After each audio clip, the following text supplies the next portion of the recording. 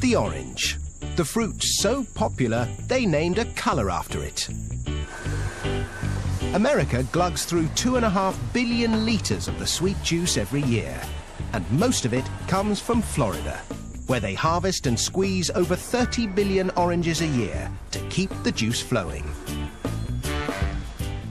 Florida, the Sunshine State, home of Disney World, Miami Vice, hanging chads, and oranges. Millions upon millions of oranges. In fact, orange trees outnumber people 3 to 1 in Florida, and they produce over 6 million tons of citrus fruit every year. And almost all of it ends up as breakfast orange juice.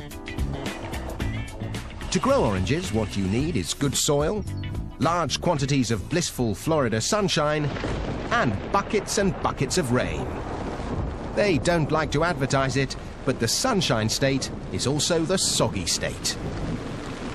Parts of Florida are among the wettest places in the US, with up to 180 centimetres of rain a year.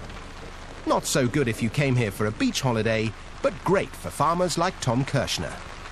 This is what adds up to giving us a good environment to grow citrus, adequate rainfall to produce large crops with lots of juice in them.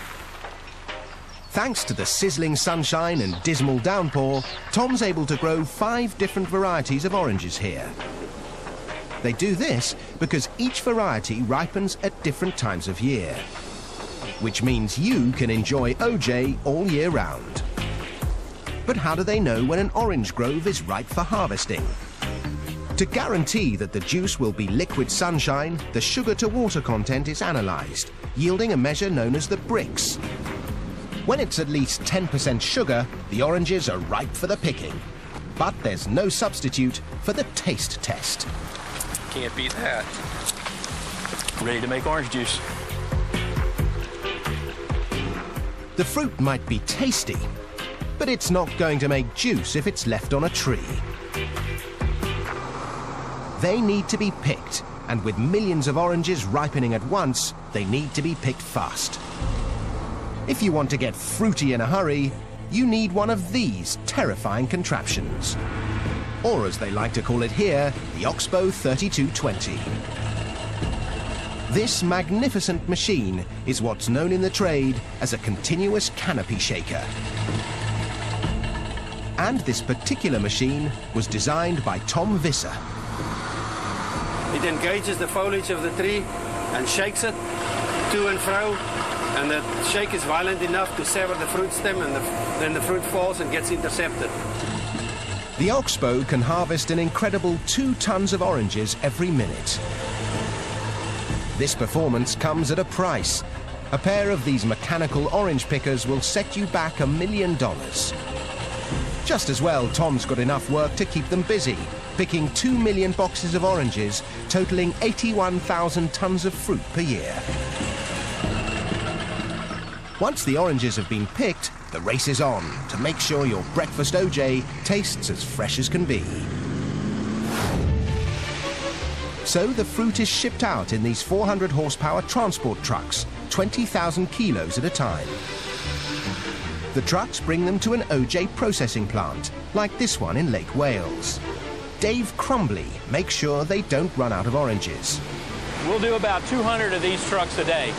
And each one of these trucks will hold about 120,000 oranges. In 24 hours, we'll be about 24 million pieces of fruit that will run through here. So, more often than not, Dave gets his daily dose of vitamin C. To begin with, the oranges are washed out of the trucks. The fruit is then carried along 2 kilometers of conveyors into the processing plant where it's graded. The oranges are separated by size, and it's time to extract the juice. But these days you won't find gangs of sad-looking orange squeezers with sore wrists. This is orange juice squeezing on an industrial scale. This fearsome machine drops each orange into a ring of metal prongs, which squeeze out the juice before ejecting the pith and peel. From orange to OJ in the blink of an eye.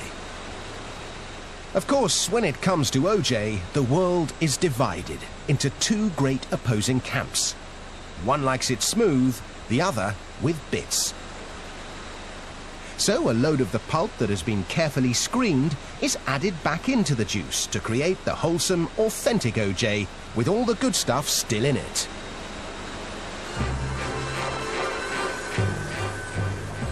The OJ is now ready to be poured into cartons.